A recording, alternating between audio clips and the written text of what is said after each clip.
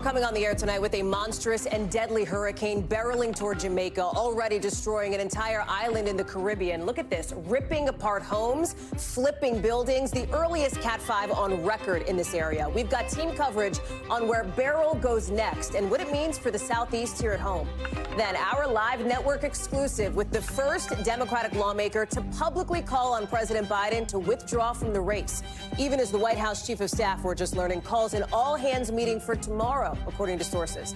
More on the alarm bells going off as Hunter Biden now shows up in the West Wing. More on that in just a minute. Plus, why a YouTuber in court today in a case involving fireworks, a Lambo, and a helicopter. Why that combo could put him behind bars for up to a decade. Then the son of one of basketball's biggest stars makes the case he's not a Nepo baby, when we could see the first father-son duo in NBA history hit the court. And could it be this year's Barbenheimer? The movie combo coming to a theater near you that studio execs would love to see be double hits. Coming up a little later on in the show. Hey there, I'm Hallie, and as we're coming on the air tonight, we're taking you on the ground in the middle of the biggest hurricane in nearly 2 decades in the Caribbean, Hurricane Beryl. Also the earliest ever Category 5 hurricane. Want to show you some of the video that we're getting in now. Look at this from St. Vincent. Roofs blown off of these buildings. You can see it's almost peeled back. Homes basically on their sides. Water levels rising up to 9 feet in some spots. The Prime Minister of Grenada saying that in the small nearby island of Carriacou, they were flattened by the sheer strength of Beryl in just about 30 minutes. It has now turned deadly, with 6 people confirmed killed in the Caribbean just hours after the storm made landfall, with officials calling it a potentially catastrophic situation as this thing hurls itself toward Jamaica with winds of up to 165 miles an hour. I mean, you're seeing it here. These gusts, they have blown away pieces of people's lives. In Jamaica, officials are telling people, get ready. Get ready now for a lot of rain, a lot of flooding, maybe some landslides. As the Prime Minister also says, it may be time to evacuate. Here in the U.S., it's possible the storm, after it passes through the Caribbean, could hit Texas or Louisiana with some flooding. And zoom out a bit here, right? This thing is record-breaking, and there is a climate connection. Remember, earliest Cat 5 on record for the Atlantic, the strongest June hurricane on record, already the strongest July hurricane on record, because remember, it spanned both those months, all happening because of how warm the ocean's getting. We've got our team across all of this for you. Guad Venegas is standing by, but I want to start with meteorologist Bill Cairns, because, Bill, looking at my watch, in about the last 3 minutes, we've gotten that 5 p.m. Eastern update from the National Hurricane Center. Is there any good news from it? If you're in South Texas, I'd say no. I'd say anxiety levels just keep going slowly like this. And that just means you have 4 or 5 days to prepare. But, you know, a couple days ago, we were like, yep, this is going to be Mexico's problem. It's going to miss the U.S. Now we're like, well, it may actually curve up into Texas. It's a possibility. So let me give you the new update. And I just was able to digest it. And there's a certain number of uncertainties with this storm. The first one is, how quickly is it going to weaken? It's not the beast it was earlier today or yesterday. It's still a Category 4, extremely powerful storm, but you can see the eye is not as well defined. So the wind shear, which we were anticipating, is starting to weaken the storm. But this was 165-mile-per-hour Cat 5. I mean, a slow weakening process still means it gets to Jamaica as major hurricane, likely a Category 3, which is still devastating for the island. So it's not going to weaken fast enough. It's also still racing at 22 miles per hour. And so that only puts it about 18 hours away from starting to impact Jamaica. I mean, it's going to close in quickly. Hurricane Center has it going right along the southern portion of the shore. If you've been tracking these things and paying attention, the worst side of the hurricane is always the right side. So that would be over the entire island and the capital of Kingston, 125-mile-per-hour winds. This would be the strongest hurricane to make landfall in Jamaica. If it does, the eye crosses land since 1988. So this is a chance to be a pretty rare event in Jamaica. Then the storm will go through the Cayman Islands as we go throughout Thursday. As we head into Friday, making us another landfall somewhere south of Cancun near Cozumel. Now, by then, the wind shear should have it down to hopefully like a Category 1 hurricane. But then, Hallie, look at this. Now that cone of uncertainty does include Corpus Christi and Brownsville, northern portions of Mexico here. And it's a very strong tropical storm. It would not surprise me one bit if at this point it was anywhere from a strong tropical storm to a Category 2 hurricane, and that has changed in the last couple of days. So our friends, I know we have the holiday coming up, but in South Texas, you just need to have all your preps and everything just in case. You don't want to get caught off guard this weekend. I'm looking at the timing of that again. It looks like it says by Saturday, Sunday, right? By the weekend is when it might hit the coast of Texas. And this is noon Sunday. Yeah, by noon Sunday. I mean, listen, there's still a few days. Is it possible it could weaken? Could it change course? The biggest wild card, and it always is with these storms, is the intensity. It's the upper level, the wind shear. You know, right now the wind shear has about 48 hours to weaken this thing, and then after it crosses the Yucatan, it may actually begin to strengthen again over the warm waters of the Gulf as the winds relax in the upper atmosphere. So, yeah, you would know the oceans are on fire across the country and across the world, and it really depends on dry air and wind shear. That's what we are counting on to weaken this storm, and we'll see how that plays out in the next 4 days. Bill Cairns, thank you very much for watching all of it. And with that late-breaking update now from the National Hurricane Center, we'll check back in with you. But let me bring in Guad Venegas, who's watching everything happening on the ground in the Caribbean. Talk us through how bad things are right now there.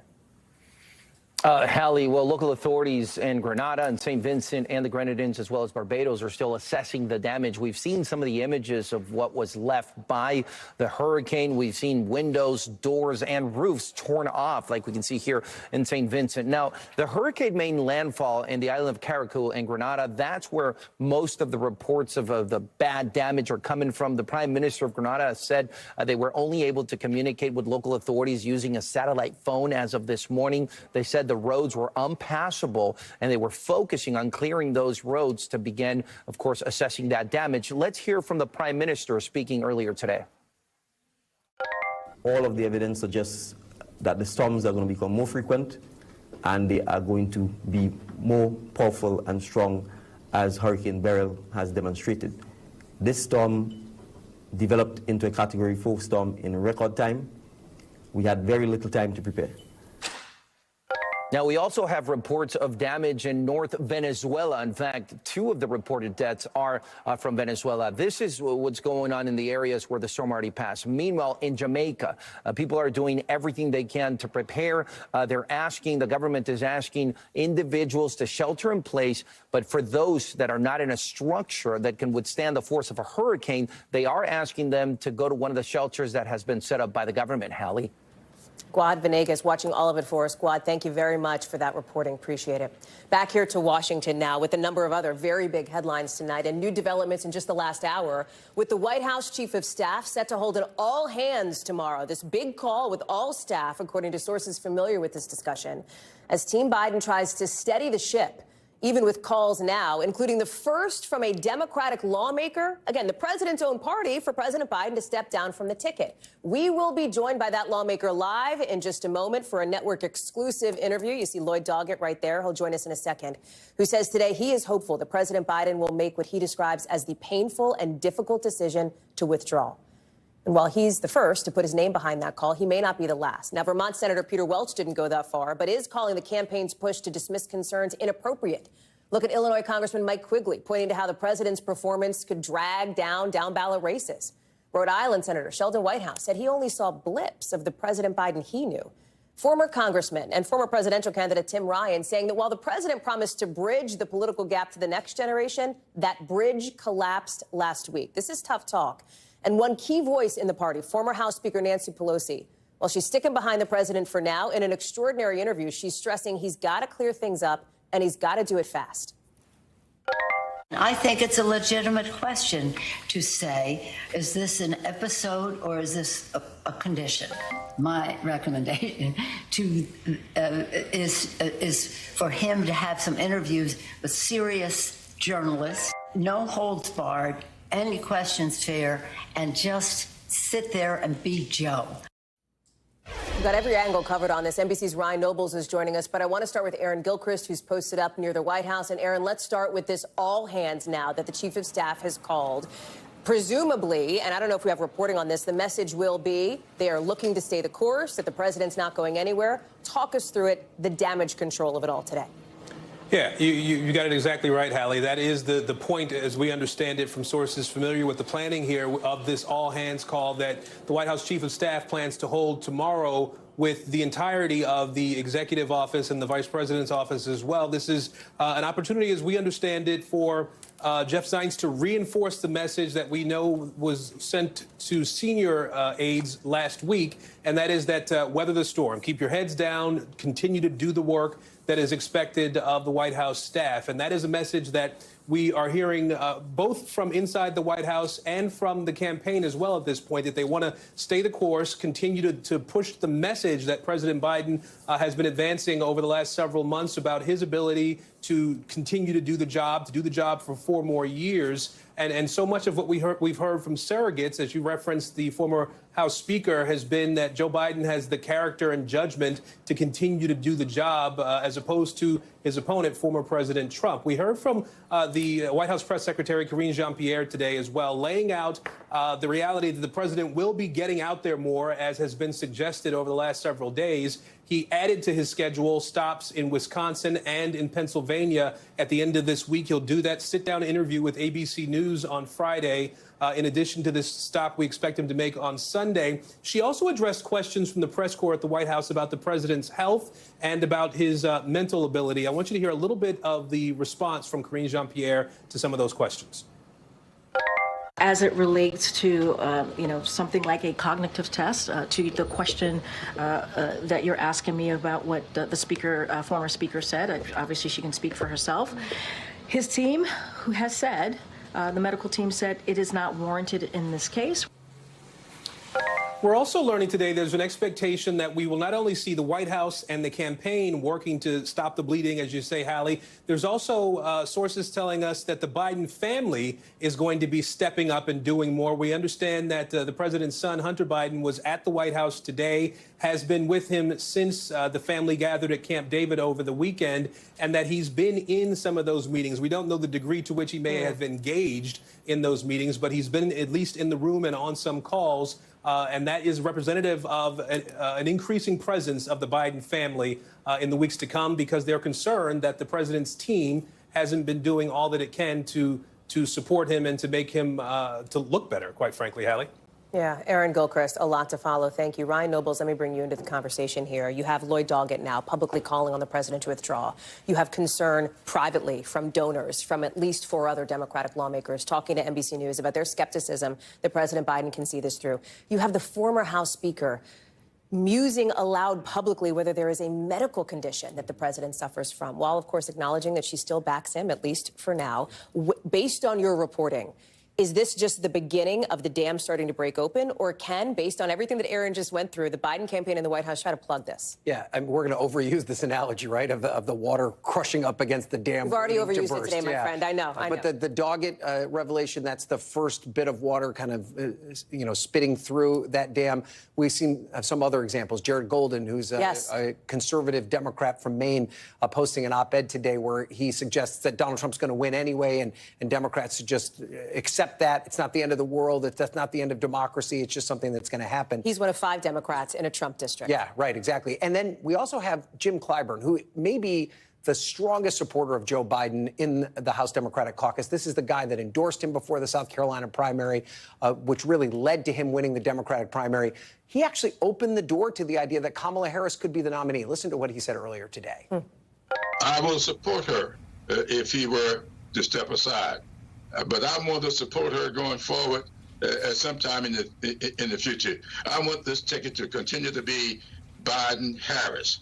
This party should not in any way do anything to work around Ms. Harris. We should do everything we can to bolster her, whether it's in second place or at the top of the ticket.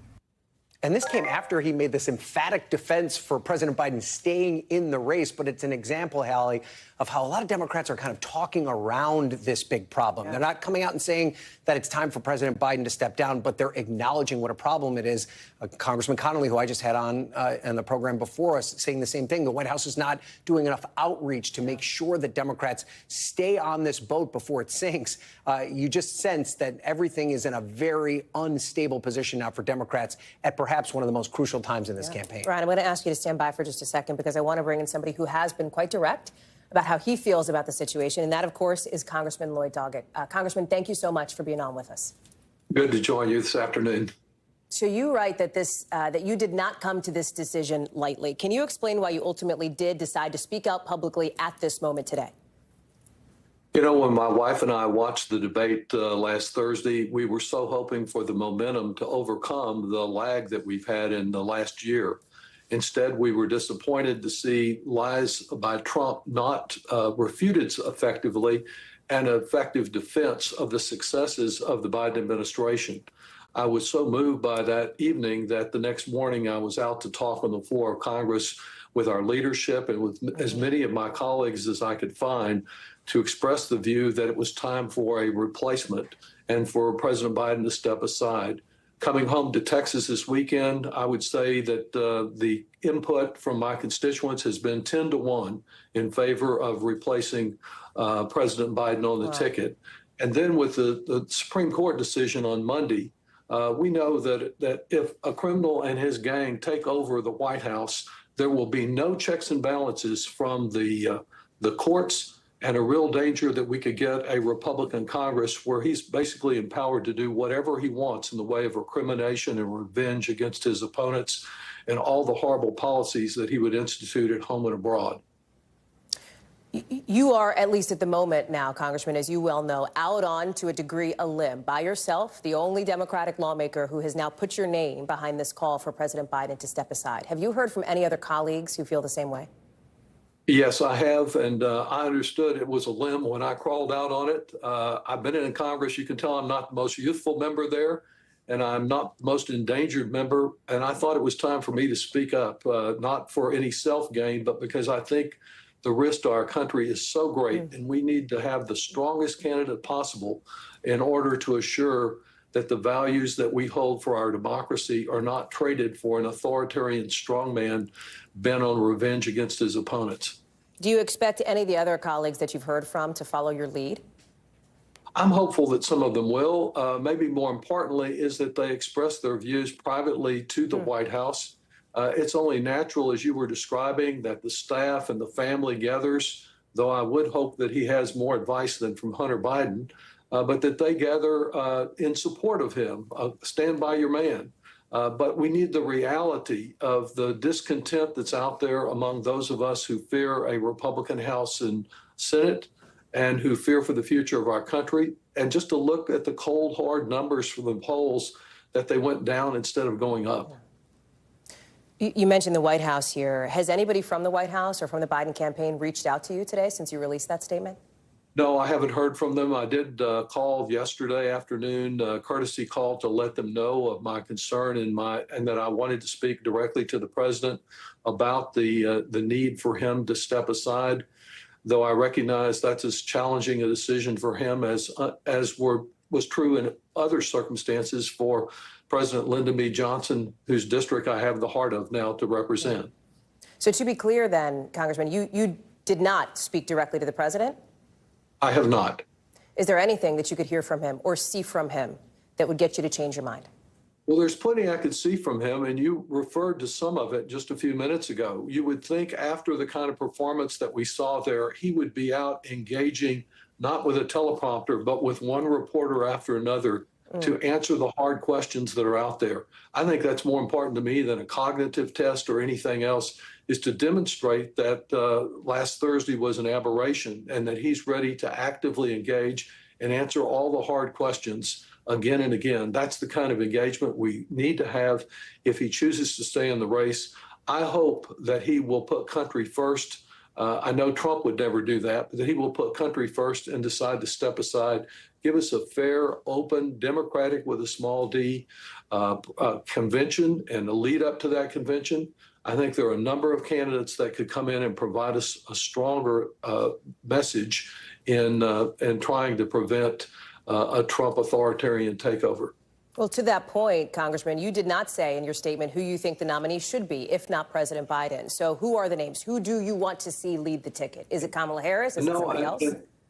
And I'm not an advocate for any other candidate, and I would not know tonight who I would prefer of the possibilities. What I do see is a strong bench, though perhaps not as well known nationally.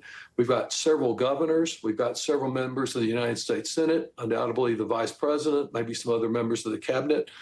Let's let them come out in the weeks that remain and present their program and show how they would respond on the overriding issue of winning in November. But do you have any concern, sir, that the process that you're describing, the process of replacing the president on the ticket, could be messier or more difficult or more damaging than leaving President Biden on the ticket in the first place? Well, we're Democrats. It will be messy. It will be chaotic. It's the nature of the democratic process rather than having a handful of people make all the decisions, or in the case of the Republicans, Trump by himself. That process, while it's messy, if it's done in a fair and open way, may do a great deal to restore confidence in the democratic process. The many people that were referred to as double haters because they didn't like either candidate would have a new choice, perhaps a more youthful choice, to respond to their concerns. And let me say, while there's concern, and I certainly have it as a Democrat, for how this process proceeds, there's some problems for the Republicans also. They built their whole campaign not about what they could really do for America, but their hate of Joe Biden and all the many good things that he has accomplished. Now they have to completely retool also if we have a new candidate. As you look around the House of Representatives, how much did those down-ballot races play into your thinking to come out publicly now and ask President Biden, as you say respectfully, to step aside? How do you think about that? Well, the most important thing was the presidency, because I think we saw a little bit in the last 4 years of Trump and now what he plans for the next 4 years, that you cannot Trump-proof our government, no matter what control there is in the other houses. But yes, I'm very concerned that the courts provide no check on Trump and that there's a real risk of a Republican Congress if we can't unite and have a stronger effort. I expect the House to become Democratic, but it could be endangered if our candidate for the presidency looks weak. Congressman, before I let you go, I just would love for you. You've been in politics for a minute here. This is an extraordinary moment in American politics. Can you just reflect on your thinking in this moment here? Based on everything you've said, it is clear that you come to the table here with a heavy heart. I do. We have a very good man who served and devoted his life to public service in Joe Biden. And now we must call on him to give the ultimate sacrifice of saying that he will step aside, because that's the best way to save our country, our democracy, from autocracy. Coming here at July the 4th, it's particularly important that he speak up and make that decision. And I hope that more of my colleagues from around the country and people that are watching your show from around the country are contacting their member and expressing their feelings, not after the decision's made, but right now. Express their views and let their members of Congress who are out in their districts know exactly how they feel one way or the other, whether they agree or disagree with me. Congressman Lloyd Doggett, we are thankful to you for making time for this show tonight. Really appreciate you. I want to get back to Ryan now. A lot of news there coming out. Yeah, you know, Hallie, I think that those of us that cover Capitol Hill every day know that Congressman Doggett is a thoughtful lawmaker, somebody that puts his constituents first. I think you saw that demonstrated in what was really a remarkable interview. I was taking notes, tweeting it out as it was happening, because he made a lot of news. I think the most important piece of information he shared with you was right off the top, because we heard a lot of Democratic lawmakers on Friday say they needed to go back and talk to their constituents. He said 10-1, 10-1. And his district, I think we need to understand, he represents Texas, but he represents perhaps the bluest part of Texas, Austin, Texas. So these are Democrats he's talking to that are telling him 10-1 that they think that President Biden should step down. That was pretty remarkable to me. He also said that he's glad that President Biden's out there, but that he shouldn't be doing these events with teleprompters, that they don't do him any good, that they're not trying to fix this narrative that's been created about his performance on Thursday night, that he needs to be answering as many questions as possible from as many reporters as possible. And then the other thing that I thought he said to you that was really stark was that he compared Joe Biden to Donald Trump, and he said that Joe Biden is somebody that puts his country first, and Donald Trump is not someone who puts his country first. That's an assessment on from him, not me. But his point is that if Joe Biden wants to put his country first, now's the time for him to step aside. This is obviously just one man's opinion, but he is a Democrat, someone that supports Joe Biden, admires him. That was clear in your interview with him, but believes that this is the step that he needs to take at this particular point in time. You also have to wonder, given his desire to speak to the president, and that's up to the White House and the campaign to determine if that's the case, he has not heard from anybody at the White House or the campaign, he said, since that statement came out. You have to wonder about some of the thinking behind that, too. Yeah, and it was the same thing that Congressman Connolly, expressed to me, was this frustration that they're just not hearing from the White House. And, you have to kind of think of these members of Congress as your foot soldiers in this battle that you're in a campaign for the presidency. And if you're not making sure that they're taken care of and that they're not there to support you, well, then, you know, kind of the foundation of your campaign falls apart. The other interesting thing he said to you that I thought was remarkable was that he welcomes this idea of an open battle to take. Yeah, he wants a mess. It sounded like he knew it was going to be a messy process. Right, exactly. But he thinks that would be good and cathartic, and that it would allow Democrats to have their voice be known, and that someone would emerge from that triumphant and be able to take on Donald Trump. I'm not sure the rest of his party feels that same way, but it was certainly an interesting perspective. You got a busy holiday week ahead of you, Ryan Nobles. Thank you so much for being with us. Really appreciate it. We've also got a busy week in the world of former President Trump. A little less busy over the next couple weeks than perhaps originally thought, and that is because his criminal sentencing in that New York hush money case, that is officially postponed. It is not going to be until at least the middle of September, according to some new documents we're just getting in from court. Listen, call it what it is. This is another win for the former president, and it is another twist in all of his legal fights, just 24 hours after that historic Supreme Court ruling handing Mr. Trump immunity to some degree in the election interference case against him based on the acts he's accused of. This legal web you're looking at, it is all connected because Mr. Trump's attorneys want that Supreme Court decision to basically void his felony conviction in New York. Major TBD on whether or not that's actually going to happen. But now, with the judge agreeing to delay the sentencing that was originally supposed to happen just next week, it's now not going to happen, again, until no earlier than September 18th, just 48 days before Election Day. All of this, of course, the Trump team is trying to fundraise off of, with his campaign late today reporting bringing in a whopping $330+ million in the second quarter, they say. You see the Biden campaign and their fundraising as they describe it there. I want to bring in Laura Jarrett now. Okay, Laura, so this is interesting, right? Because as soon as the Supreme Court Trump immunity decision came down, one of the things that I think you and I talked about, that I've seen you talk about, is how could this impact his case in New York, that conviction and the sentencing against him? We now have an answer, so what are the next steps? Well, in some ways, Hallie, the judge's hand was forced here because of the way the Supreme Court structured that immunity decision, the one on presidential immunity just yesterday. The judge has to take a look at whether any of the stuff that went to the jury in the New York case, the only case where he actually has a conviction, whether anything that went to the jury in that case is off limits. Remember, the way this court structured it is anything that is official acts, things that were taken during his presidency, that's off limits. And so the defense is saying some of the things that went to the jury in this case falls in that bucket. Now, the prosecution said, we don't think that's right, but we do think the judge should at least hear us out on this. Everyone's trying to make sure they have a clean record because they all know this is going to go up on appeal, Hallie. And so I don't blame the judge for understanding he's got to get this right. But I have to say, I am sort of remarking at the fact that he has had a clean win now here, getting this pushed right before the RNC. He's had a clean win at the Supreme Court, and it's coming off of the Biden debate. It's just sort of a remarkable turn over the last week for the former president. Remember, this was the one case that was going to go forward before the election. And look at what's to come for him, right? At any moment between now and conventions, right, he is going to name his vice presidential pick and then roll into a week of, you know, essentially the entire Republican apparatus coming around to support him, Laura. So it is rather extraordinary to think about these 2 weeks for him. But zoom out. Yeah. It's not just these two cases. There's the classified documents probe, the classified documents case federally in Florida, obviously, the case in Georgia as well. Help us understand all of it kind of big picture, macro style. I think to the extent that the defense team can leverage this immunity decision in any way possible, Hallie, they're going to.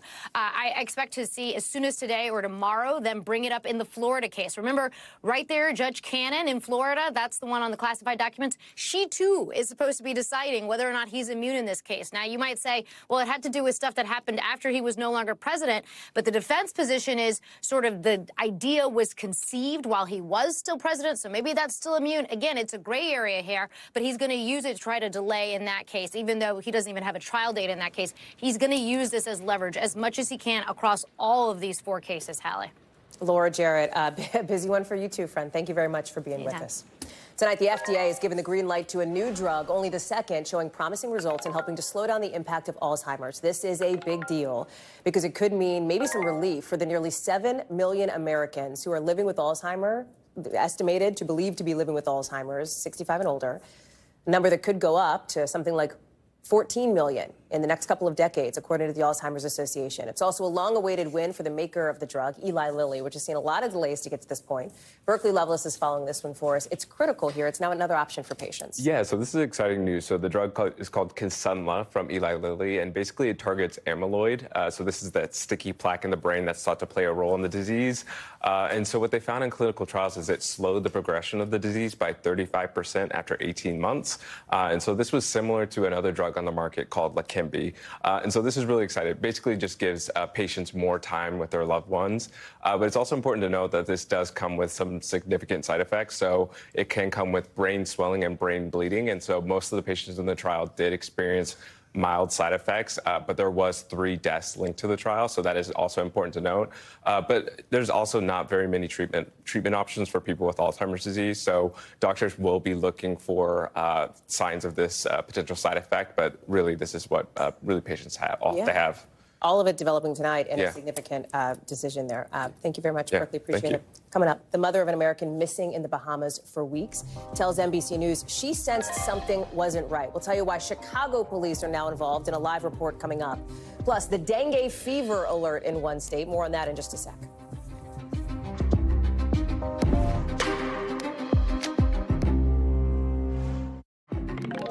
Right as we were coming on the air, police in the Bahamas announcing they're expanding the push to find an American who went missing there during a yoga retreat, as we're hearing now from her mother about how her daughter sounded different right before she disappeared. Listen to what she told Maggie Vespa. I sensed something just wasn't right. Taylor's not usually worried or concerned about things, and I just felt that call when she gave me and told me it was hard. I just, as a mother, just something hit me like, oh, you know. I didn't have a good feeling about it. She now wants the government to help after she went down to the Bahamas to meet with police and to meet with leaders of the yoga retreat where Casey was last seen nearly 2 weeks ago. A family friend who was with her on that trip says what they saw was disturbing and infuriating. When it became apparent to them, they say, that retreat leaders were struggling to keep a linear and cohesive narrative regarding the disappearance. At the same time, you've got Chicago police now putting in place a missing persons report, asking anyone with information to contact their special victims unit. Maggie Vespa is joining us now. This is a story that we've been covering now for a while, and you have the family now making these accusations against the yoga retreat of prioritizing this tourist experience over Taylor Casey's disappearance. Talk us through the details. Yeah, so essentially this woman has now been missing for close to 2 weeks, Hallie. So we have been following this for a while. And the reason that it's kind of bubbling up to the surface again is that the family, including mom, who you just saw, just got back from a 3-day trip themselves to the Bahamas, to this retreat to say, hey, what's going on? Where is our daughter? Where is our friend? And we have kind of a little bit of a bullet points of their allegations once again. He said toward the top that they were struggling, they say, the retreat itself and authorities in the Bahamas to keep a linear, cohesive narrative. There was that consistent emphasis on not disturbing guests. The family says initially both police and the retreat said they didn't interview all the guests or alert all the guests. And when the family asked why, they were told, well, the guests are on vacation. You know, you don't want to disturb their vacation. And that's disputed. We'll get to that here in a second. Also, they said they saw no missing person posters on the premises of the retreat or frankly anywhere in the area. And it also took, we should say, 4 days for the retreat to put out a press release about this. It took nearly a week for police there to do a press conference about this. You heard from mom. We also talked to one of Taylor Casey's friends who basically says she would not have wandered off. She was there to get her yoga certification. She wanted to come back here and teach. Take a listen to this. Taylor wanted to be able to contribute to her community in a way that was around wellness and healing. She made plans with us for when we came back, right? So, you know, we know that she intended to come back. Yeah, we have no doubt about that. Yeah, so again, that was a friend of Taylor Casey. I want to show you the statement now that we just got here in the last few hours from the retreat itself. They say all of us are distraught over Taylor's disappearance. All of our hearts go out to her family and friends. They say that guests, when the family visited, were encouraged to speak freely and that any perceived hesitancy could have been due to their own grieving process. They also told us they met with authorities multiple times, met with the embassy multiple times with the family, and authorities say they have been pursuing this aggressively. So you've just got a lot of kind of conflicting stories, but mounting concerns from this family who's just back from the Bahamas and Hallie disturbed by what they saw. Yeah, you have obviously mentioned Chicago getting involved. What about Bahamas police? Yeah, so Bahamas police basically tell us that they have been kind of going through a digital investigation. They've been scouring, searching land and sea. They talked about using drones at one point. They say they've been very thorough about this, and they'll keep it going. The reason Chicago police are now involved, you see part of their statement there, again, calling the search efforts diligent. The reason Chicago police are now involved is that the family gets back. You see the American passport hasn't been located. There's still a lot to be done there. They get back and they say, okay, we initially thought, what are Chicago police going to do? Like, this woman's visiting or missing in the Bahamas. What can CPD do? Now they're back and they're saying, hey, anyone and everyone who can help us get publicity here, who can help us add pressure to authorities in the Bahamas, to this retreat that's kind of known for being this very, you know, forgive me, but bougie, kind of affluent yoga destination. Anyone and everyone who can keep the public pressure on them and keep this search really in the public eye, let's do it. So they're asking CPD for help. They've gotten it. They want the FBI to get involved. They want people to call senators. They say it's just really alarming that it took days to get this in the public eye at all, and that they weren't given kind of basically free rein to ask anyone and everyone there what happened to Taylor. So that's where we are now in this bizarre case. Hallie. I know you'll watch for anything else, any more developments. Maggie Vespa, thank you very much.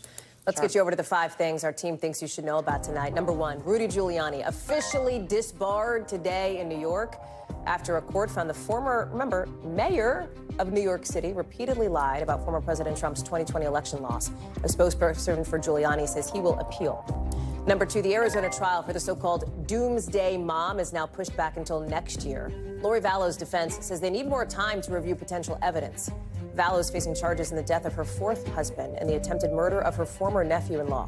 Remember, back in May, Vallow was convicted of killing her 2 youngest kids, as well as conspiring to kill her 5th husband's previous wife. Number 3, a newly surfaced video shows Jamie Foxx speaking for the first time about that health scare that left him in the hospital last April.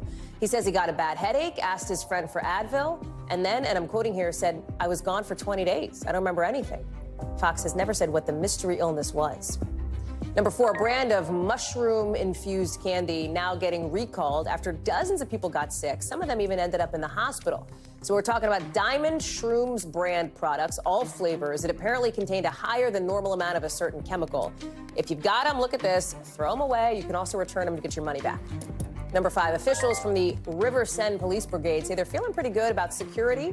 I should say confident about security around this year's Olympics. Remember, more than 100 boats carrying athletes will travel along the river for the opening ceremony. Something like 45,000 officers will be in place on foot. If you needed the reminder, did you know you could watch it on NBC? That's right here on Peacock, Telemundo. July 26th is when it all begins. When we come back, more to come here on the show, including new fallout after that Karen Reed mistrial. What's now happening to the lead investigator in the case coming up? Plus, a viral stunt landing a YouTuber in court. Look at that. We'll tell you why he's now facing like a decade in prison.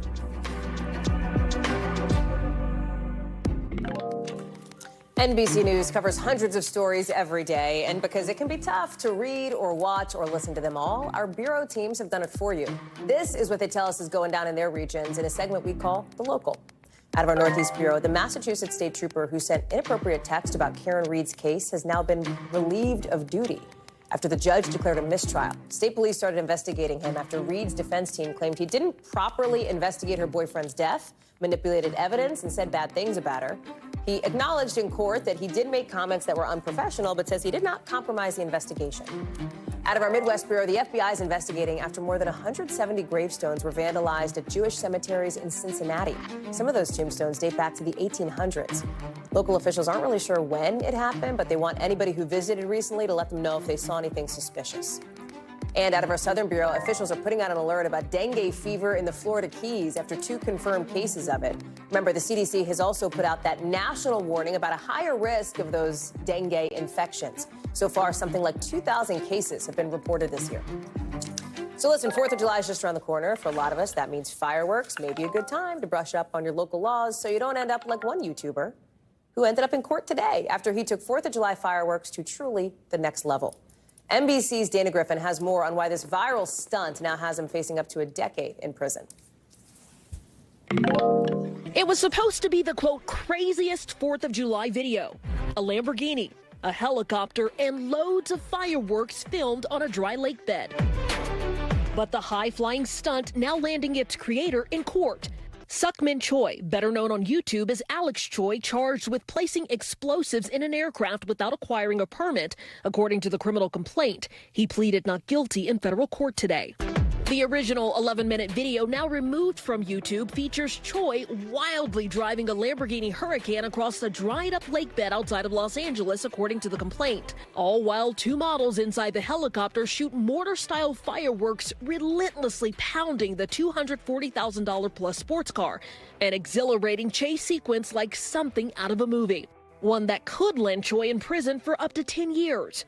We reached out to Alex Choi's lawyer, but did not receive a response. Choi speaking to reporters outside the courtroom saying, I am asked not to comment on anything by my counsel, so I would love to tell more stories about it, but only after the case is over. 1,250 wheel horsepower. Choi built a sizable following of almost 1 million subscribers on YouTube based on similar stunts, like filming a Tesla jumping over a hill or off-roading in Lamborghinis. If convicted, Choi would be the latest in a series of creators who've documented their own illegal stunts, then posted them on YouTube for views. Like former Olympic snowboarder Trevor Jacob, sentenced to 6 months in prison for this video titled, "I Crashed My Airplane." Jacob admitted he intentionally crashed the plane and pleaded guilty to concealing evidence after prosecutors say he lied to the FAA about the incident. And in 2017, this Minnesota woman pleaded guilty to second-degree manslaughter after she fatally shot her boyfriend in a failed YouTube stunt where she shot a .50 caliber handgun at an encyclopedia he was holding in front of his chest, claiming it was all his idea. The pursuit of online clicks landing content creators in serious trouble. God, what a world. Dana Griffin joining us now. What about the other people involved in that video, like the pilot, the models you mentioned, et cetera? Do they have any liability here? Yeah, so Hallie, at this point, no other people involved in the making of this video have been criminally charged. According to the affidavit, though, in January, the FAA issued an emergency order revoking the private certificate for that helicopter pilot. They also hinted in that document that he may have also been investigated for another incident, but they did not go into details. They also did not release the name of that pilot. NBC News has reached out to the FAA to try to get more information. We are waiting to hear back. As far as Choi, he is expected to go to trial next month. Hallie? Dana Griffin, thank you very much for watching that one. Coming up, LeBron James's son-turned-teammate, just in the last little bit, talking about the pressure of playing with his dad. We'll tell you the big basketball name coming to Bronny's defense after cries of nepotism.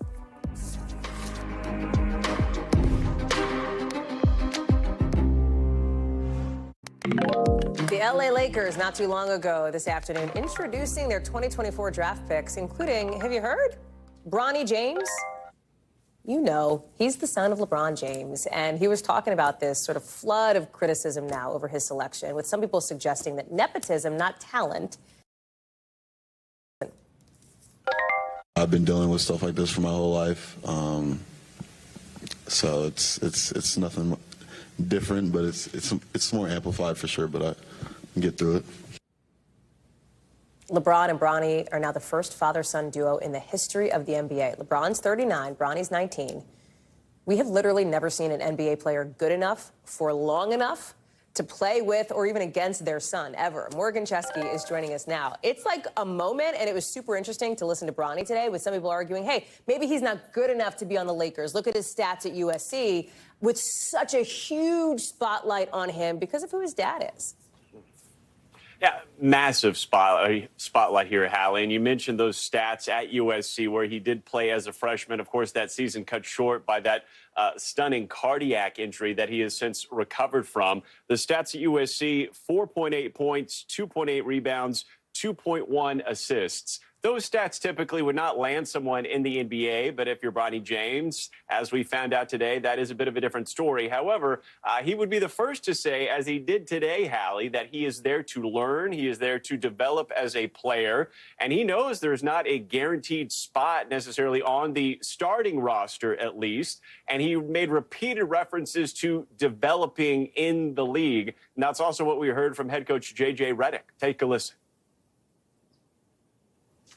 Bronny has earned this through hard work. His base level of feel athleticism, point of attack defender, shooting, passing.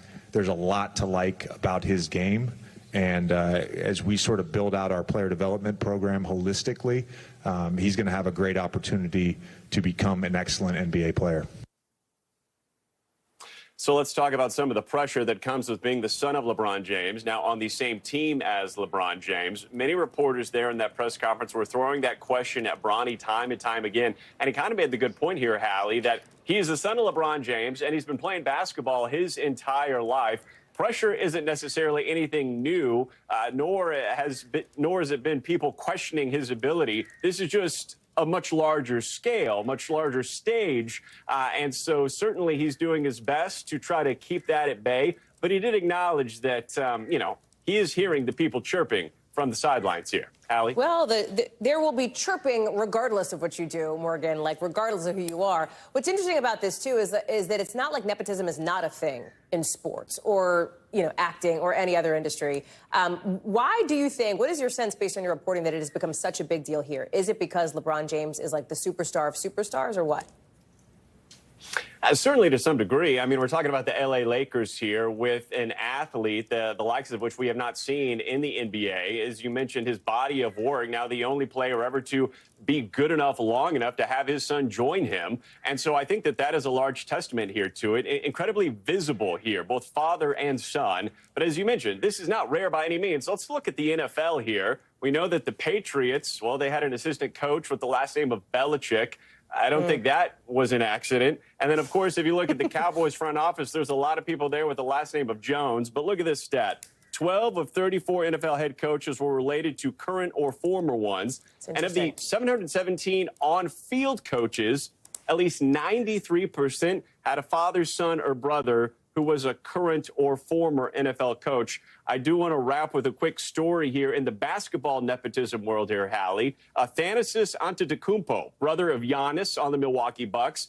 He gets a lot of flack most recently from Charles Barkley because he is not the star that his brother is on that NBA team. But he shared when he was playing overseas that two players underestimated him because they thought, hey, this guy's just the brother of Giannis. He's going to be a pushover. Well, into the game, he had absolutely dominated. Moral of that story that he was hoping to present to his opponents.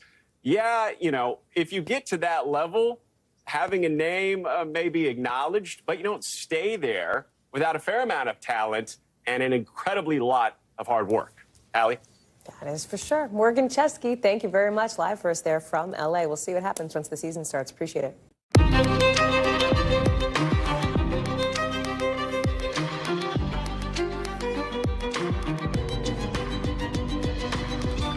We are coming on the air tonight with a monstrous, deadly hurricane barreling through the Caribbean, already destroying a whole island, ripping apart homes, flipping buildings, the earliest Cat 5 on record. We're live on the ground in Jamaica, where Beryl, look at this, is expected to hit even harder. And our network exclusive with the first Democratic lawmaker to publicly call on President Biden to withdraw from the race. Why he says the majority of his constituents want to see the president drop out, even as we're just learning the White House chief of staff is calling an all hands for tomorrow. We've got it covered live. Then the new twist in the legal fights against the former president, why his sentencing date in New York is now getting pushed back, and what happens to the rest of the cases against him after that Supreme Court ruling sending shockwaves across the country. And the brand new stamp of approval from the FDA that could revolutionize how people are treated for Alzheimer's. And why a YouTuber is in court today in a case involving a Lambo, fireworks, and a helicopter. Why the combo could put him behind bars for up to a decade later in the show.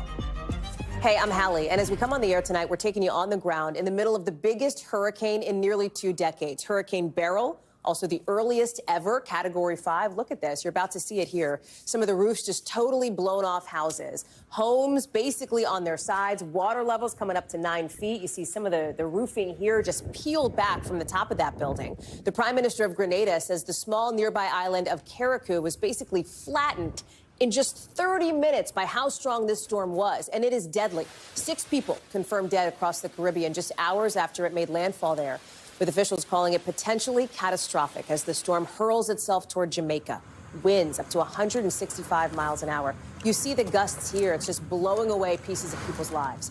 In Jamaica, you have officials telling people to get ready and get ready now for a lot of rain, a lot of flooding, maybe even landslides, saying it may be time to evacuate. Here in the United States, the storm could hit Texas or Louisiana with a lot of rain, possibly some flooding. And if you zoom out a bit, remember, this is a record-breaking storm, and there is a climate connection. Not just the earliest Category 5 on record for the Atlantic, but the strongest June hurricane on record, already the strongest July hurricane, too, since obviously it crossed both those months, happening because of how warm the seas are now. We've got our team across all of it for you. I want to start with meteorologist Bill Cairns, who is standing by for us after that update from the National Hurricane Center. Bill, what does it mean? What are we hearing? Is there any good news out of this update? Not really. We're going first to Jamaica tomorrow. Then we're going to the Cayman Islands as we go through Thursday, Friday into Cancun, and then we're going to possibly take this somewhere near northern Mexico or South Texas on into Sunday. So yeah, we're going to have one land area after. Nothing good happens when a storm is in the Caribbean. They're surrounded by land and very warm water, and this is just another example of that, even if it is way early in the hurricane season. So we have kind of lost the eye. So we're finally seeing the wind shear causing the storm to weaken. It's peaked. It's not going to be a Category 5 ever again, and now it's going to go down to a 4 and to a 3 hopefully later tonight, but it's not going to weaken in time to spare Jamaica. They're still going to go through the core of a major hurricane, which is a big deal anywhere, especially Jamaica with some higher land elevations. So right now it's still cruising. It's going at 22 miles per hour. This not only, you just mentioned all the records that said, this storm was actually flying. We've almost never in recorded history had a major Category 5 hurricane moving at this forward speed. I mean, this is fast for a hurricane, and that's why it's going to make its way into Jamaica quickly. By about 11 a.m. tomorrow is when the tropical storm force winds arrive, hurricane force winds just after noon, and then the storm will be gone by about 9 to 10 p.m. tomorrow night. So it is about a 10 to 12-hour period that'll either make landfall over Jamaica or just travel just south of the island. Regardless, it's going to go through the core of the storm anyways, with a lot of wind damage, a lot of rain problems. Then we take it likely as a hurricane, making landfall somewhere near Cozumel, up to in between there and Cancun, and then it goes into the Gulf. And this is where all the million-dollar questions are. What is it going to look like? How much weaker is it going to be when it hits the Gulf? How long will it take to get reorganized over warm water and what could be favorable winds? The Hurricane Center has it only going from 65 to 70, a little gradual weakening. But it doesn't take much more to get it up to a Category 1, possibly a Category 2 hurricane. It's extremely warm water, so if it holds together stronger in the next couple of days, that's worse for northern Mexico and Texas. So these lines represent different computer models, and you can see that's kind of the, pointing up towards Houston or all the way back down here towards Tampico. So there's a lot of wiggle room. That's 4 to 5 days from now. We'll pinpoint that forecast as we go. Our two main computer models, the U.S. and the Euro, they're very split right now. We'd like them to get better agreement before we actually think where we know this is going to head. The American model takes it likely as like a Category 1 or 2 hurricane to South Texas, whereas the European model just makes it a weak tropical storm down here into Mexico. So we have a lot to figure out still. This is Saturday into Sunday, so we have plenty of time to figure that out. Right now, it's just advice. Get those preparations done in South Texas for the hurricane season, which you should have already done anyways. Wow. Just get that stress out. I know we got the holiday coming up, so don't get caught by surprise. Bill Cairns, that's smart. Thank you. But before the storm, of course, gets to Texas, it's going to barrel past Jamaica. That is where we have Sam Brock now live. Sam, I know your live shot's been going in and out. Talk to me about the conditions there and what you've seen in the few hours that you've been on the ground. Well, Hallie, this is absolutely eerie in the sense that it is blisteringly hot right now where we are in Kingston Harbor. It's perfectly still. Over my shoulder, you're looking at the Caribbean, which is, I mean, placid and barely moving. And we know in 12 hours, this is going to be a completely different picture. And I'm talking to people and not necessarily, Hallie, feeling the urgency. You know, we've been out to the Jamaican Tourism Board, to their Office of Emergency Management, and to my understanding, as it's been communicated to me, right now there's no evacuations that are underway. Right, we are sitting on the precipice of what could be a Category 4, Category 3, depending, as Bill just outlined, hurricane, a generational event for this area. You have all of these homes here, and this is just a snapshot. Unfortunately, we don't have a wider lens or the ability to show from this vantage point just how many homes and businesses are just lining the street here. This is straight from the airport where I'm standing now, about maybe 20 minutes away, all the way along all these homes, and the level of construction really diminishes as you get a little bit further down the road. And you're looking at all these places, Hallie, and I'm having conversations with folks who own fish shops and grocery stores, and they're looking at me and telling me, well, this is my livelihood. I'm not just going to leave my livelihood, and I'm really worried about my business looting. I'm not going. And also, they told me that, you know, Hurricane Ivan 20 years ago in 2004, that's the last major one to really sweep through this area. We're talking about southeastern northern Jamaica. I'm again in Kingston, and they said, we made it through that. What's the problem? We'll make it through this. Yeah. The problem is that we could be looking at wind speeds that are, in the 120, 130 mile an hour range. We have seen roofs ripped off of homes all over the Windward Islands, Grenada. Obviously, we saw the destruction there, a half dozen deaths confirmed so far, and yet people here, to my understanding, at least how I've observed it on the ground, aren't necessarily conveying that level of urgency and hoping it's going to be okay. I will add this. There's a couple hundred shelters that are at least listed nationally as available, but our folks on our desk in Miami are checking and not seeing any of them actually listed as open right now. So I'm trying to clarify that. But again, you talk to people and you ask them, are you planning on going to shelters?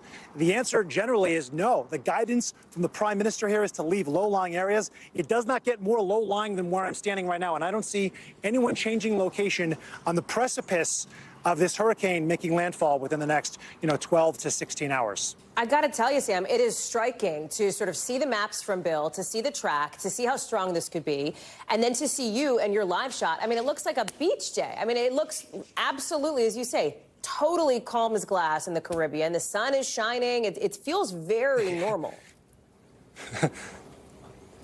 It's eerie. And also, just one other point I'd like to make is just sort of these ocean temperatures that we've been talking about. It feels like September right now in terms of water temperature. And in fact, obviously, we're in the beginning of July. It's 3 to 4 degrees warmer than typically that might be. The president today addressing the role of climate change in fueling these rapidly intensifying events. Here's a portion of what he said earlier. I quite frankly think it's not only outrageous, it's really stupid. Everyone who willfully denies the impacts of climate change is condemning the American people to a dangerous future, and either is really, really dumb or has some other motive of that. How can you deny there's climate change, for God's sake? Hallie, we know this situation is not sustainable, and as we look at sort of just the immense level of poverty and lack of protection that so many folks here are facing as this hurricane approaches Jamaica, however close it may be, we're just kind of all holding our breath and hoping that everyone is going to be okay. We'll have to see. Yeah, Sam Brock, live for us there in Kingston. We'll be watching, of course, including tomorrow morning when I know you'll be live there for the rest of our coverage. Thank you, friend. Back here at home in Washington, a lot of headlines coming in fast and furious, including new developments in just the last couple hours, as we're learning that the White House Chief of Staff is going to hold an all-hands tomorrow. According to sources familiar with this call, all staff hopping on the line, presumably as Team Biden tries to steady the ship, even with calls now, including the first from a Democratic lawmaker for the president to step down from the ticket. We will be joined by that lawmaker in just a moment for a network exclusive interview with Lloyd Doggett, who says today he's hopeful that President Biden will make what he calls a painful and difficult decision to withdraw. And while he's the first to put his name publicly behind that call, he may not be the last. Vermont Senator Peter Welch didn't go that far, but he is calling the campaign's push to dismiss concerns inappropriate. Look at Illinois Congressman Mike Quigley, pointing to how the president's performance could hurt down-ballot races. Rhode Island Senator Sheldon Whitehouse says he only saw blips of the President Biden he knew. And former congressman and former presidential candidate Tim Ryan says while President Biden promised to bridge the political gap to the next generation, that bridge collapsed last week. One key voice in the party, former Speaker Nancy Pelosi, she's sticking behind the president for now, but in an extraordinary interview is stressing the president's got to clear things up and he's got to do it quickly. Watch.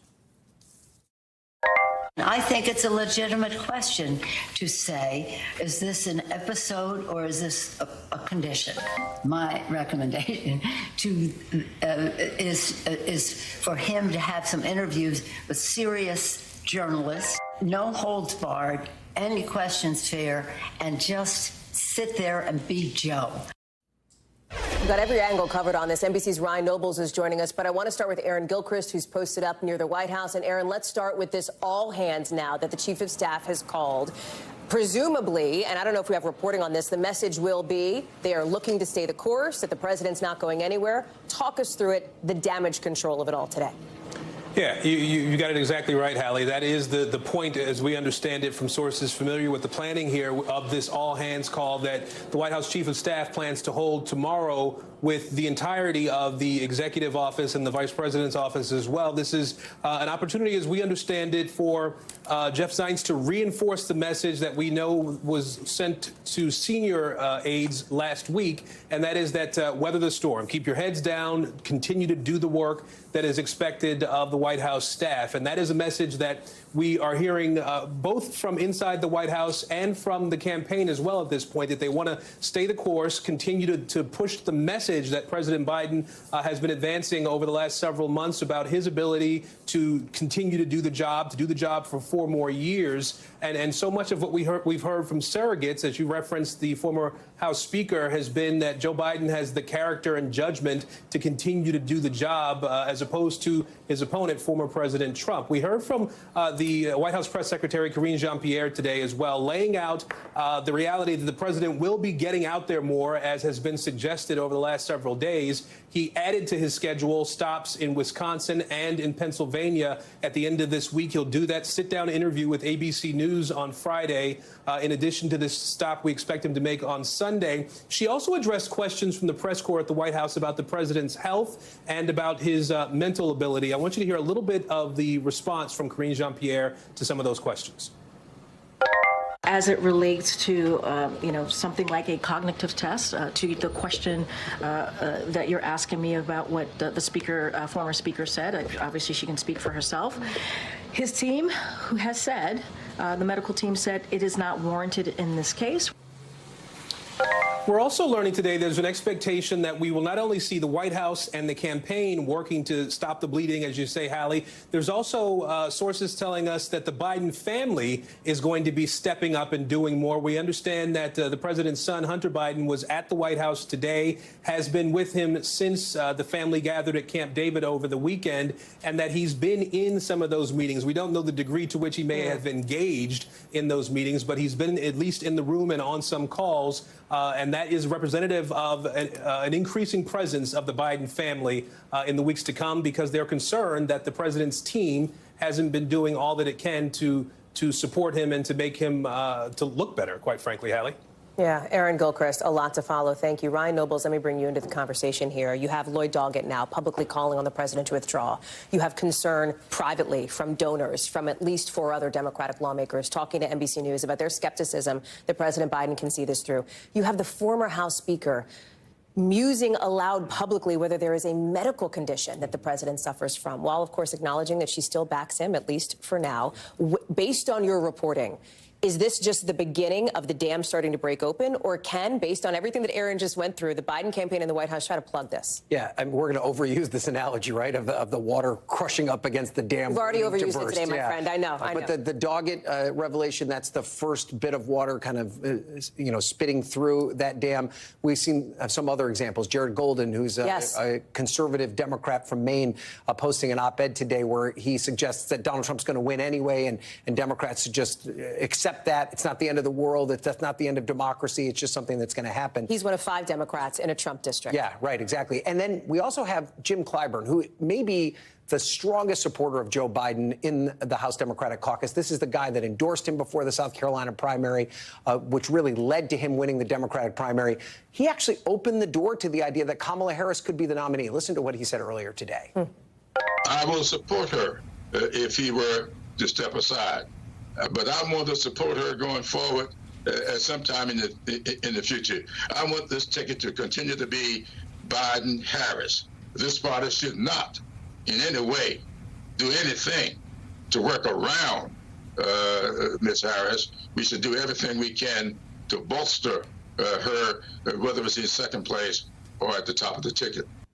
And this came after he made this emphatic defense for President Biden staying in the race. But it's an example, Hallie, of how a lot of Democrats are kind of talking around this big problem. Yeah. They're not coming out and saying that it's time for President Biden to step down, but they're acknowledging what a problem it is. Congressman Connolly, who I just had on the program before us, saying the same thing. The White House is not doing enough outreach to make sure that Democrats stay on this boat before it sinks. You just sense that everything is in a very unstable position now for Democrats at perhaps one of the most crucial times in this campaign. Ryan, I'm going to ask you to stand by for just a second, because I want to bring in somebody who has been quite direct about how he feels about the situation. And that, of course, is Congressman Lloyd Doggett. Congressman, thank you so much for being on with us. Good to join you this afternoon. So you write that that you did not come to this decision lightly. Can you explain why you ultimately did decide to speak out publicly at this moment today? You know, when my wife and I watched the debate last Thursday, we were so hoping for the momentum to overcome the lag that we've had in the last year. Instead, we were disappointed to see lies by Trump not refuted effectively and effective defense of the successes of the Biden administration. I was so moved by that evening that the next morning I was out to talk on the floor of Congress with our leadership and with as many of my colleagues as I could find to express the view that it was time for a replacement and for President Biden to step aside. Coming home to Texas this weekend, I would say that the input from my constituents has been 10-1 in favor of replacing President Biden on the ticket. And then with the Supreme Court decision on Monday, we know that if a criminal and his gang take over the White House, there will be no checks and balances from the courts, and a real danger that we could get a Republican Congress where he's basically empowered to do whatever he wants in the way of recrimination and revenge against his opponents and all the horrible policies that he would institute at home and abroad. You are, at least at the moment now, Congressman, as you well know, out on, to a degree, a limb by yourself, the only Democratic lawmaker who has now put your name behind this call for President Biden to step aside. Have you heard from any other colleagues who feel the same way? Yes, I have, and I understood it was a limb when I crawled out on it. I've been in Congress. You can tell I'm not the most youthful member there, and I'm not the most endangered member, and I thought it was time for me to speak up, not for any self-gain, but because I think the risk to our country is so great, and we need to have the strongest candidate possible in order to assure that the values that we hold for our democracy are not traded for an authoritarian strongman bent on revenge against his opponents. Do you expect any of the other colleagues that you've heard from to follow your lead? I'm hopeful that some of them will. Maybe more importantly is that they express their views privately to the White House. It's only natural, as you were describing, that the staff and the family gathers, though I would hope that he has more advice than from Hunter Biden, but that they gather in support of him. Stand by your man. But we need the reality of the discontent that's out there among those of us who fear a Republican House and Senate and who fear for the future of our country. And just to look at the cold, hard numbers from the polls, that they went down instead of going up. You mentioned the White House here. Has anybody from the White House or from the Biden campaign reached out to you today since you released that statement? No, I haven't heard from them. I did call yesterday afternoon, courtesy call to let them know of my concern and that I wanted to speak directly to the president about the need for him to step aside. Though I recognize that's as challenging a decision for him as was true in other circumstances for President Lyndon B. Johnson, whose district I have the heart of now to represent. So to be clear then, Congressman, you did not speak directly to the president? I have not. Is there anything that you could hear from him or see from him that would get you to change your mind? Well, there's plenty I could see from him, and you referred to some of it just a few minutes ago. You would think after the kind of performance that we saw there, he would be out engaging, not with a teleprompter, but with one reporter after another to answer the hard questions that are out there. I think that's more important to me than a cognitive test or anything else, is to demonstrate that last Thursday was an aberration and that he's ready to actively engage and answer all the hard questions again and again. That's the kind of engagement we need to have if he chooses to stay in the race. I hope that he will put country first. I know Trump would never do that, but that he will put country first and decide to step aside, give us a fair, open, democratic with a small d convention and a lead up to that convention. I think there are a number of candidates that could come in and provide us a stronger message in trying to prevent a Trump authoritarian takeover. Well, to that point, Congressman, you did not say in your statement who you think the nominee should be, if not President Biden. So who are the names? Who do you want to see lead the ticket? Is it Kamala Harris? Is it somebody else? And I'm not an advocate for any other candidate, and I would not know tonight who I would prefer of the possibilities. What I do see is a strong bench, though perhaps not as well known nationally. We've got several governors. We've got several members of the United States Senate, undoubtedly the vice president, maybe some other members of the cabinet. Let's let them come out in the weeks that remain and present their program and show how they would respond on the overriding issue of winning in November. But do you have any concern, sir, that the process that you're describing, the process of replacing the president on the ticket, could be messier or more difficult or more damaging than leaving President Biden on the ticket in the first place? Well, we're Democrats. It will be messy. It will be chaotic. It's the nature of the democratic process rather than having a handful of people make all the decisions, or in the case of the Republicans, Trump by himself.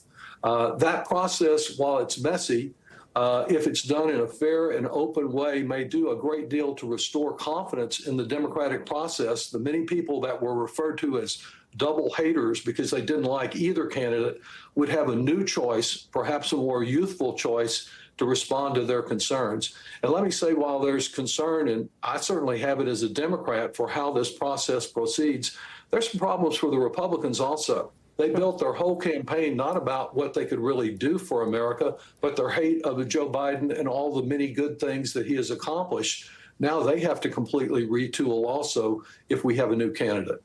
As you look around the House of Representatives, how much did those down-ballot races play into your thinking to come out publicly now and ask President Biden, as you say respectfully, to step aside? How do you think about that? Well, the most important thing was the presidency, because I think we saw a little bit in the last 4 years of Trump and now what he plans for the next 4 years, that you cannot Trump-proof our government, no matter what control there is in the other houses. But yes, I'm very concerned that the courts provide no check on Trump and that there's a real risk of a Republican Congress if we can't unite and have a stronger effort. I expect the House to become Democratic, but it could be endangered if our candidate for the presidency looks weak. Congressman, before I let you go, I just would love for you. You've been in politics for a minute here. This is an extraordinary moment in American politics. Can you just reflect on your thinking in this moment here? Based on everything you've said, it is clear that you come to the table here with a heavy heart. I do. We have a very good man who served and devoted his life to public service in Joe Biden. And now we must call on him to give the ultimate sacrifice of saying that he will step aside, because that's the best way to save our country, our democracy, from autocracy. Coming here at July the 4th, it's particularly important that he speak up and make that decision. And I hope that more of my colleagues from around the country and people that are watching your show from around the country are contacting their member and expressing their feelings, not after the decision's made, but right now. Express their views and let their members of Congress who are out in their districts know exactly how they feel one way or the other, whether they agree or disagree with me. Congressman Lloyd Doggett, we are thankful to you for making time for this show tonight. Really appreciate you. I want to get back to Ryan now. A lot of news there coming out. Yeah, you know, Hallie, I think that those of us that cover Capitol Hill every day know that Congressman Doggett is a thoughtful lawmaker, somebody that puts his constituents first. I think you saw that demonstrated in what was really a remarkable interview. I was taking notes, tweeting it out as it was happening, because he made a lot of news. I think the most important piece of information he shared with you was right off the top, because we heard a lot of Democratic lawmakers on Friday say they needed to go back and talk to their constituents. He said 10 to 1, 10 Ryan. to 1. And his district, I think we need to understand, he represents Texas, but he represents perhaps the bluest part of Texas, Austin, Texas. So these are Democrats he's talking to that are telling him 10 to 1 that they think that President Biden should step down. That was pretty remarkable to me. He also said that he's glad that President Biden's out there, but that he shouldn't be doing these events with teleprompters, that they don't do him any good, that they're not trying to fix this narrative that's been created about his performance on Thursday night, that he needs to be answering as many questions as possible from as many reporters as possible. And then the other thing that I thought he said to you that was really stark was that he compared Joe Biden to Donald Trump, and he said that Joe Biden is somebody that puts his country first, and Donald Trump is not someone who puts his country first. That's an assessment on from him, not me. But his point is that if Joe Biden wants to put his country first, now's the time for him to step aside. This is obviously just one man's opinion, but he is a Democrat, someone that supports Joe Biden, admires him. That was clear in your interview with him, but believes that this is the step that he needs to take at this particular point in time. You also have to wonder, given his desire to speak to the president, and that's up to the White House and the campaign to determine if that's the case, he has not heard from anybody at the White House or the campaign, he said, since that statement came out. You have to wonder about some of the thinking behind that, too. Yeah, and it was the same thing that Congressman Connolly, expressed to me, was this frustration that they're just not hearing from the White White House. And, you have to kind of think of these members of Congress as your foot soldiers in this battle that you're in a campaign for the presidency. And if you're not making sure that they're taken care of and that they're not there to support you, well, then, kind of the foundation of your campaign falls apart. The other interesting thing he said to you that I thought was remarkable was that he welcomes this idea of an open battle to take. Yeah, he wants a mess. It sounded like he knew it was going to be a messy process. Right, exactly. But he thinks that would be good and cathartic and that it would allow Democrats to have their voice be known and that someone would emerge from that triumphant and be able to take on Donald Trump. I'm not sure the rest of his party feels that same way, but it was certainly an interesting perspective. You got a busy holiday week ahead of you, Ryan Nobles. Thank you so much for being with us. Really appreciate it. Donald Trump's criminal sentencing and other political news tonight, because obviously plenty on President Biden, also plenty on the former president, because that sentencing in his New York hush money case officially postponed, at least until the middle of September, according to some new court documents into us. Another win for the former president and another twist in his legal fight just 24 hours after that seismic Supreme Court ruling giving Mr. Trump partial immunity in the election interference case against him. This legal web you're looking at, it is all connected because Mr. Trump's attorneys want that Supreme Court decision to basically void out his felony conviction in New York. Major TBD on whether that's actually going to happen. But here's what we do know, that with the judge agreeing to delay the sentencing, it will not happen next week as planned. Instead, it'll be no earlier than September 18th. That's just about 6 weeks before Election Day, 48 days specifically. Donald Trump's team, unsurprisingly, is fundraising off all of it. And previously, and remember, these numbers don't include today, but previously they say now that they've raised something like $331 million in the second quarter, which beat out what President Biden raised in that same time period, at least according to that campaign. Let's bring in Laura Jarrett now. Okay, Laura. So this is interesting, right? Because as soon as the Supreme Court Trump immunity decision came down, one of the things that I think you and I talked about, that I've seen you talk about, is how could this impact his case in New York, that conviction and the sentencing against him? We now have an answer. So what are the next steps? Well, in some ways, Hallie, the judge's hand was forced here because of the way the Supreme Court structured that immunity decision, the one on presidential immunity just yesterday. The judge has to take a look at whether any of the stuff that went to the jury in the New York case, the only case where he actually has a conviction, whether anything that went to the jury in that case is off limits. Remember, the way this court structured it is anything that is official acts, things that were taken during his presidency, that's off limits. And so the defense is saying some of the things that went to the jury in this case falls in that bucket. Now, the prosecution said, we don't think that's right, but we do think the judge should at least hear us out on this. Everyone's trying to make sure they have a clean record because they all know this is going to go up on appeal, Hallie. And so I don't blame the judge for understanding he's got to get this right. But I have to say, I am sort of remarking at the fact that he has had a clean win now here, getting this pushed right before the RNC. He's had a clean win at the Supreme Court, and it's coming off of the Biden debate. It's just sort of a remarkable turn over the last week for the former president. Remember, this was the one case that was going to go forward before the election. And look at what's to come for him, right? At any moment between now and conventions, right, he is going to name his vice presidential pick and then roll into a week of, essentially the entire Republican apparatus coming around to support him, Laura. So it is rather extraordinary to think about these 2 weeks for him. But zoom out. Yeah. It's not just these two cases. There's the classified documents probe, the classified documents case federally in Florida, obviously, the case in Georgia as well. Help us understand all of it kind of big picture, macro style. I think to the extent that the defense team can leverage this immunity decision in any way possible, Hallie, they're going to. I expect to see as soon as today or tomorrow them bring it up in the Florida case. Remember, right there, Judge Cannon in Florida, that's the one on the classified documents. She, too, is supposed to be deciding whether or not he's immune in this case. Now, you might say, well, it had to do with stuff that happened after he was no longer president. But the defense position is sort of the idea was conceived while he was still president. So maybe that's still immune. Again, it's a gray area here, but he's going to use it to try to delay in that case, even though he doesn't even have a trial date in that case. He's going to use this as leverage as much as he can across all of these four cases, Hallie. Laura Jarrett, busy one.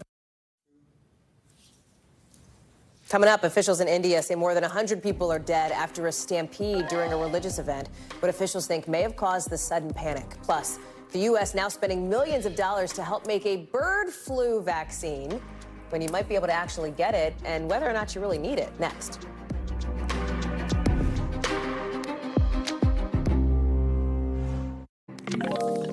Tonight, the FDA has given the green light to a new drug, only the second that has shown promising results in trying to help to slow down the impact of Alzheimer's, maybe giving some relief for the nearly 7 million Americans 65 and older estimated to be living with the disease, a number that could go up to nearly 14 million over the next few decades, according to the Alzheimer's Association. It's also a long-awaited win for the maker of the drug, Eli Lilly, which has seen a lot of delays to get to this point. Berkeley Loveless is following this one for us.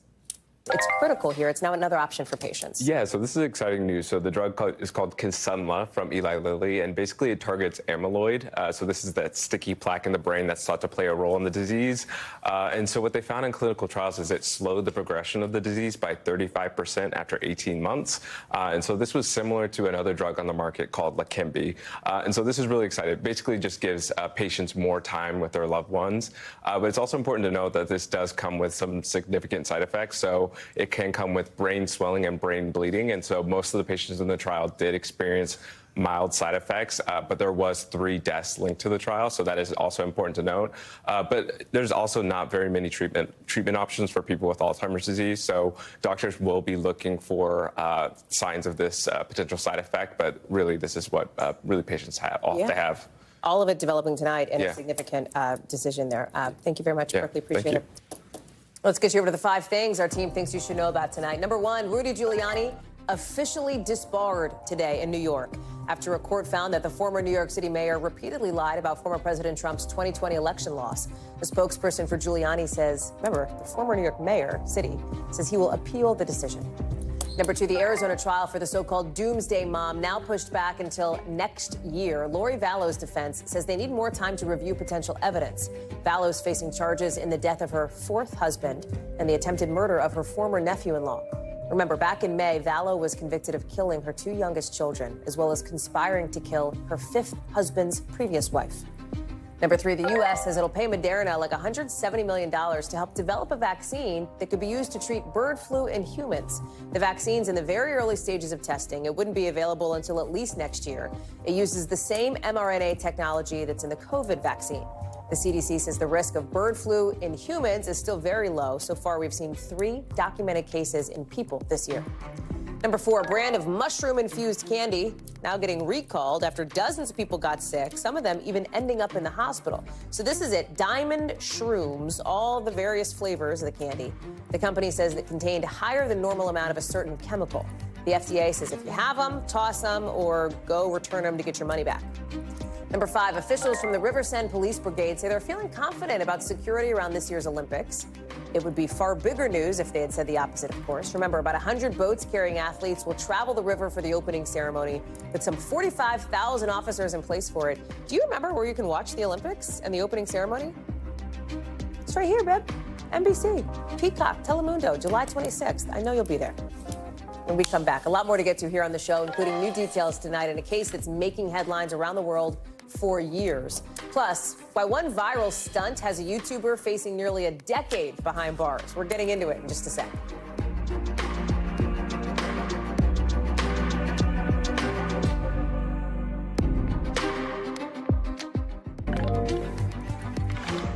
Lucy Letby, the British neonatal nurse we've told you about, has been found guilty today of trying to kill another baby, with the jury now convicting her of attempting to murder a premature baby girl in 2016 at a hospital in northern England. That's something that the original jury couldn't decide on.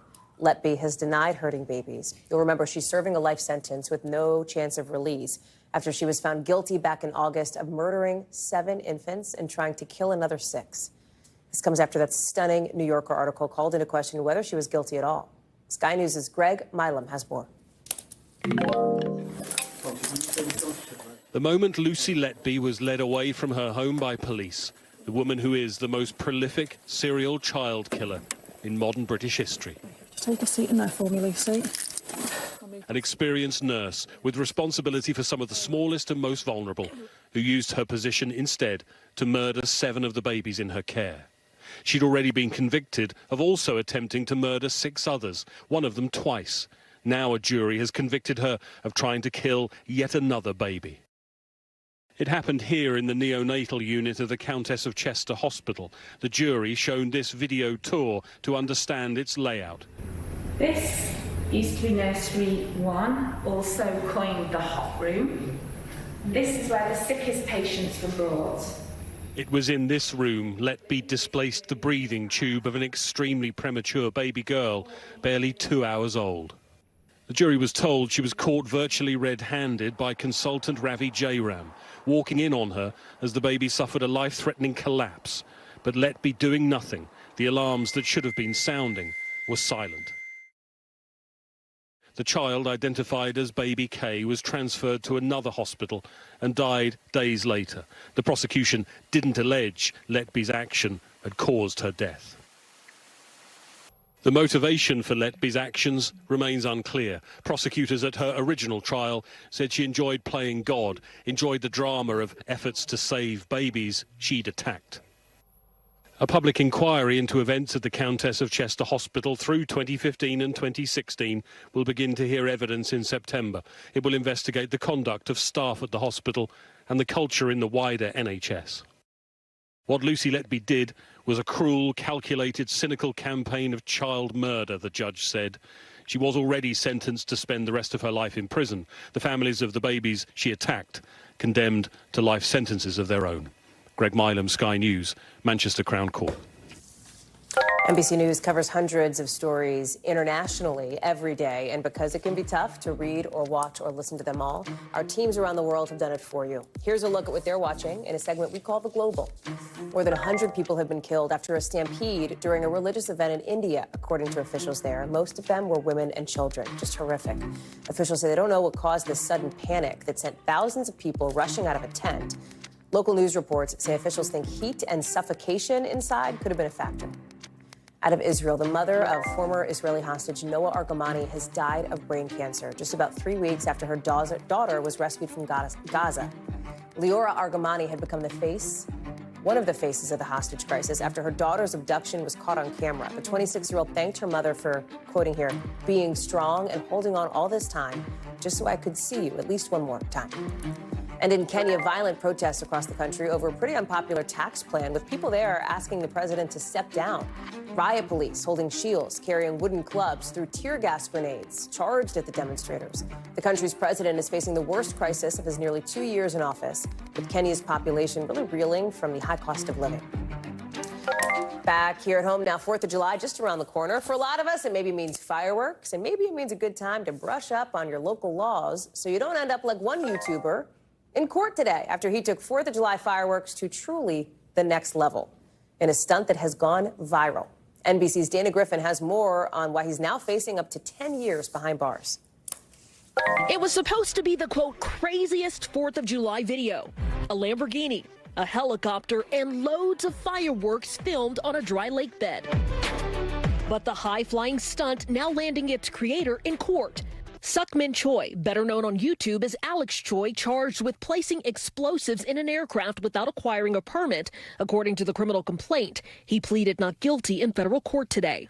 The original 11-minute video, now removed from YouTube, features Choi wildly driving a Lamborghini Huracan across the dried-up lake bed outside of Los Angeles, according to the complaint. All while two models inside the helicopter shoot mortar-style fireworks, relentlessly pounding the $240,000-plus sports car. An exhilarating chase sequence like something out of a movie. One that could land Choi in prison for up to 10 years. We reached out to Alex Choi's lawyer, but did not receive a response. Choi speaking to reporters outside the courtroom saying, I am asked not to comment on anything by my counsel, so I would love to tell more stories about it, but only after the case is over. 1,250 wheel horsepower. Choi built a sizable following of almost 1 million subscribers on YouTube based on similar stunts, like filming a Tesla jumping over a hill or off-roading in Lamborghinis. If convicted, Choi would be the latest in a series of creators who've documented their own illegal stunts, then posted them on YouTube for views. Like former Olympic snowboarder Trevor Jacob, sentenced to 6 months in prison for this video titled, I Crashed My Airplane. Jacob admitted he intentionally crashed the plane and pleaded guilty to concealing evidence after prosecutors say he lied to the FAA about the incident. And in 2017, this Minnesota woman pleaded guilty to second-degree manslaughter after she fatally shot her boyfriend in a failed YouTube stunt where she shot a .50 caliber handgun at an encyclopedia he was holding in front of his chest, claiming it was all his idea. The pursuit of online clicks landing content creators in serious trouble. God, what a world. Dana Griffin joining us now. What about the other people involved in that video, like the pilot, the models you mentioned, et cetera? Do they have any liability here? Yeah, so Hallie, at this point, no other people involved in the making of this video have been criminally charged. According to the affidavit, though, in January, the FAA issued an emergency order revoking the private certificate for that helicopter pilot. They also hinted in that document that he may have also been investigated for another incident, but they did not go into details. They also did not release the name of that pilot. NBC News has reached out to the FAA to try to get more information. We are waiting to hear back. As far as Choi, he is expected to go to trial next month. Hallie? Dana Griffin, thank you very much for watching that one. Coming up, LeBron James's son-turned teammate, just in the last little bit, talking about the pressure of playing with his dad. We'll tell you the big basketball name coming to Bronny's defense after cries of nepotism.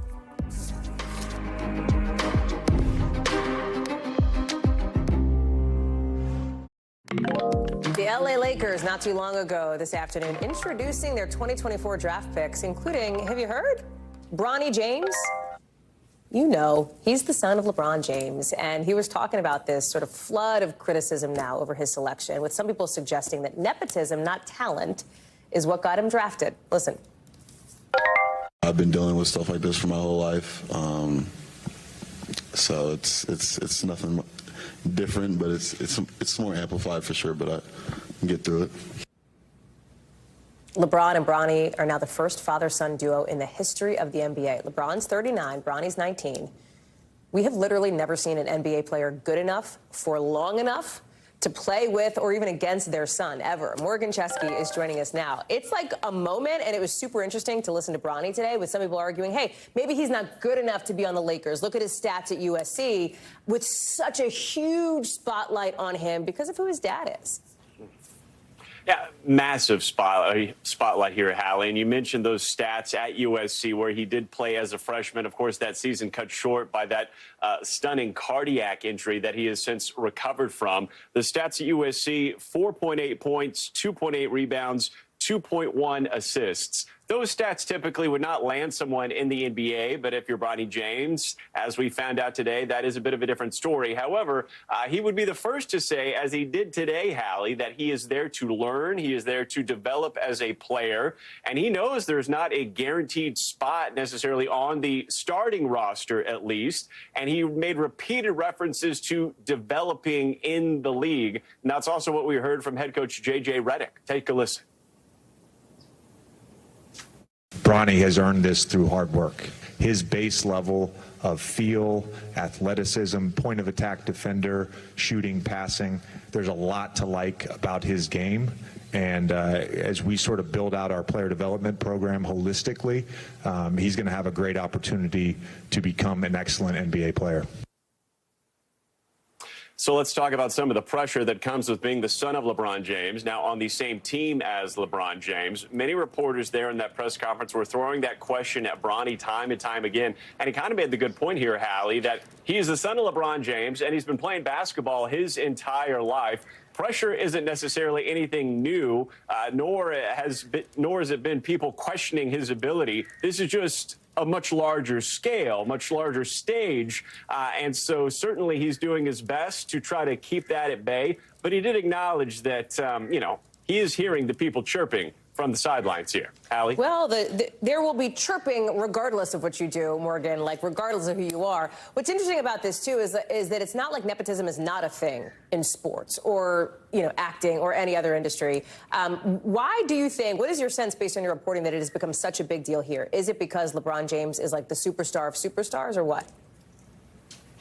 Certainly to some degree. I mean, we're talking about the L.A. Lakers here with an athlete, the likes of which we have not seen in the NBA. As you mentioned, his body of work, now the only player ever to be good enough, long enough to have his son join him. And so I think that that is a large testament here to it. Incredibly visible here, both father and son. But as you mentioned, this is not rare by any means. Let's look at the NFL here. We know that the Patriots, well, they had an assistant coach with the last name of Belichick.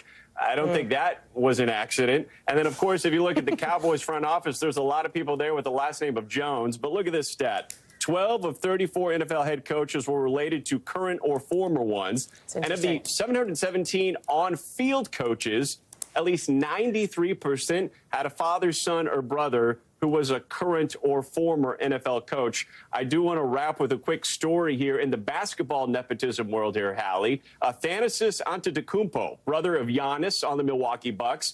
He gets a lot of flack most recently from Charles Barkley because he is not the star that his brother is on that NBA team. But he shared when he was playing overseas that two players underestimated him because they thought, hey, this guy's just the brother of Giannis. He's going to be a pushover. Well, into the game, he had absolutely dominated. Moral of that story that he was hoping to present to his opponents.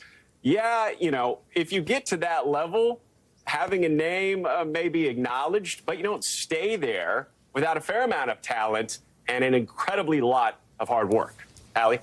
That is for sure. Morgan Chesky, thank you very much. Live for us there from L.A. We'll see what happens once the season starts. Appreciate it. That does it for us for this hour. We've got a lot more coverage picking up right now. Thanks for watching. Stay updated about breaking news and top stories on the NBC News app or follow us on social media.